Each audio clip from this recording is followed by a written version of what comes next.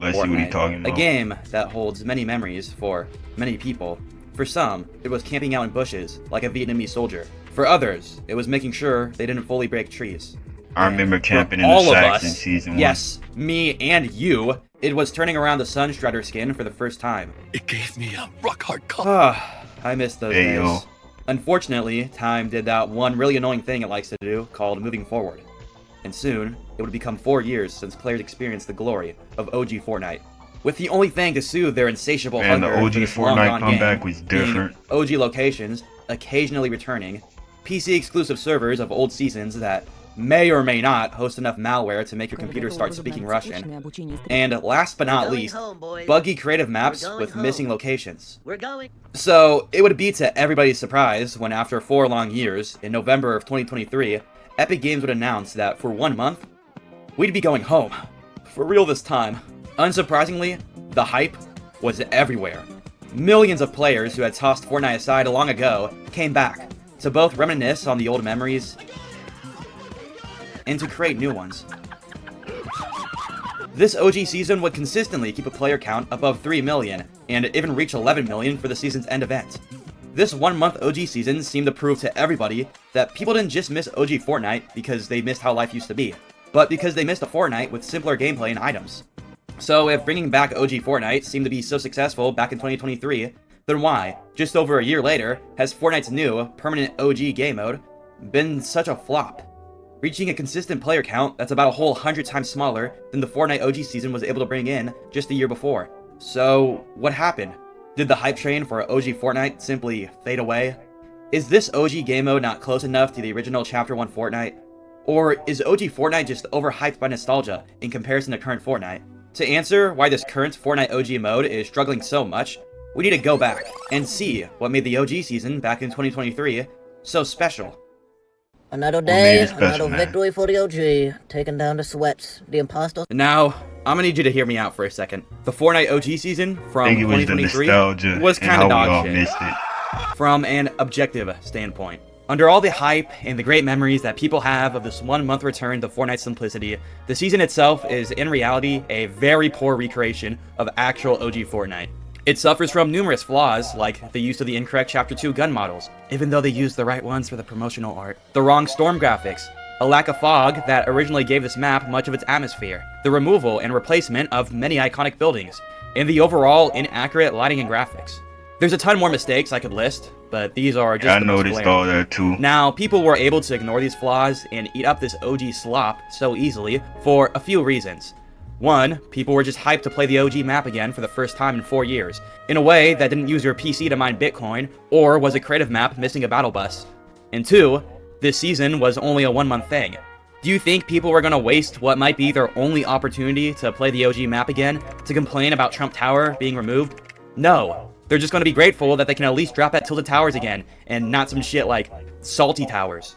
Now, let me be clear. This season wasn't just carried by nostalgia and FOMO. The gameplay, which is the most important thing, was still pretty good. This season served as a nice break from the overclutteredness of current Fortnite, and a return to simplicity. Yeah, bots were still there, but you had enough movement to go around and find actual players to fight. Like I said earlier in the video, this OG season proved that people didn't just miss 2018 Fortnite because they missed that old period of their life, but that a game as great as 2018 Fortnite was what helped create that old period of life. And this OG season, despite its apparent flaws, was fun enough to somewhat recreate that period once again, if only for just a lingering moment. Unfortunately, this season also seemed to prove to Epic that they didn't really need to put that much elbow grease in order to make OG Fortnite appealing to the masses. Got to say, in all honesty, it's the biggest piece of dog shit. I dare you to let me build you a completely free e-commerce store. Now, let's fast forward a bit. It's November 2024, and everyone is having a good time playing on the Chapter 2 map again, with famous music celebrities like Snoop Dogg, Eminem, and Midas's Persona.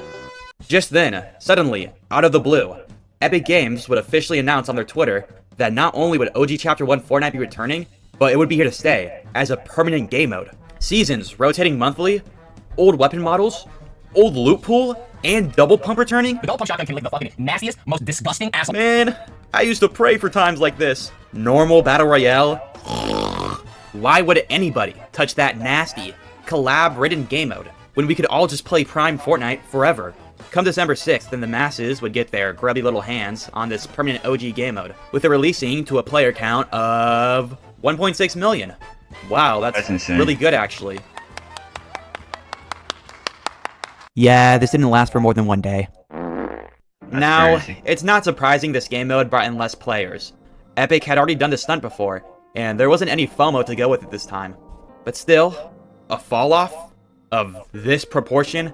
Yeah, there was something deeper behind this. Well, for starters, like the OG season before, this game mode suffered from many mistakes, like the strange lack of bushes, some weapons still having newer Chapter 2 models and icons, the newer Chapter 5 system of healing, the new Chapter 5 HUD, a new purple and gold burst AR rarity and supply drops that never existed, the lack of a purple tack, some weapon stats just being wrong, the use of the newer movement system that causes your character to walk like he has a stick up his ass, and lastly, the graphics were still off.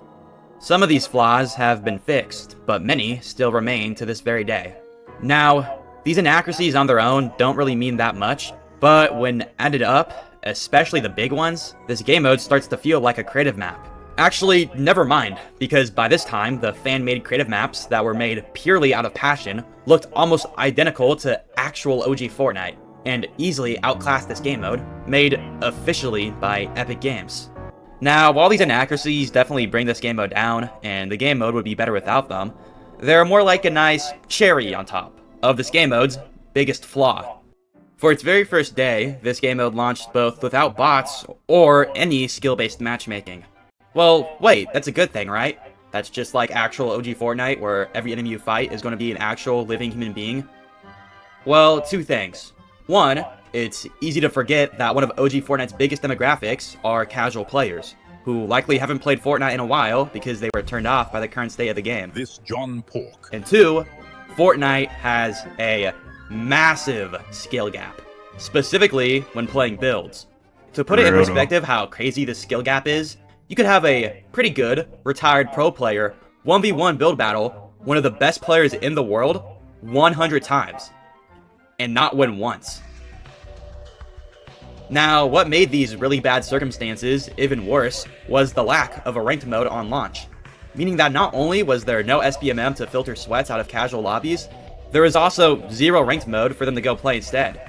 This combination of terrible factors unsurprisingly led to a not-so-great launch, with many people's very first impressions of this game mode not being of old memories, but instead getting full-boxed by a player with 2020 in their username. All across social media, people would label this game mode as being too sweaty and designed for the unemployed, begging for 𝑭𝑨𝑵 and bots to once again separate employed and unemployed lobbies. The OG map belongs to the OGs, not these sweats. Their wish would come quickly, and bots with 𝑭𝑨𝑵 would be introduced just a day after launch. But the damage was already done, and many people's impressions of this game mode were already ruined. And as it turns out, adding bots into this game mode would only bring in a new host of problems. Unlike Season OG, back in 2023, that started with Chapter 1 Season 5, this Like OG game bots mode would making start more all the way empty, back at this game's if infancy. you know what I'm saying. Chapter 1 Season 1. Old Fortnite is, to put it simply, pretty simple, and Chapter 1 Season 1 is about as simple as OG Fortnite simplicity gets.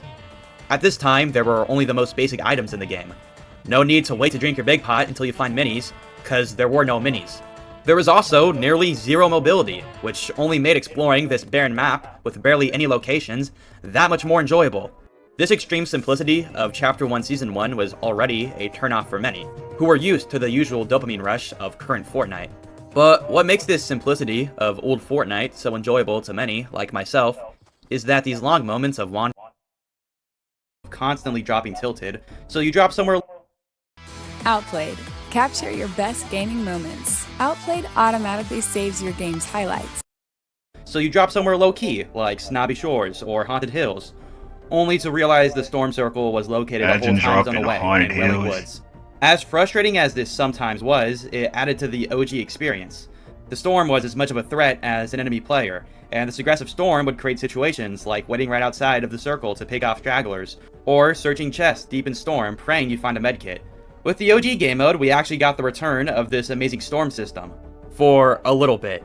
Just like all great things like the original Kinder Surprise eggs or child labor, people started complaining, saying this That's OG insane. storm was too harsh. So Epic decided to remove it and replace it with a Chapter 6 storm instead, which is far less aggressive and has bigger storm circles. This, of course, removes any of the unique situations the storm used to create, and more importantly, this makes an already slow-paced game mode even slower and even more boring. So, when you add together this game mode's problems, it's really no surprise that its player counts are such a limp noodle. Now, is bringing back OG Fortnite, a game that many have already played once or even twice now, a bit less surprising and less intriguing than a current Fortnite with new and Yes, I think that's the main thing, but I'm going to end it off here.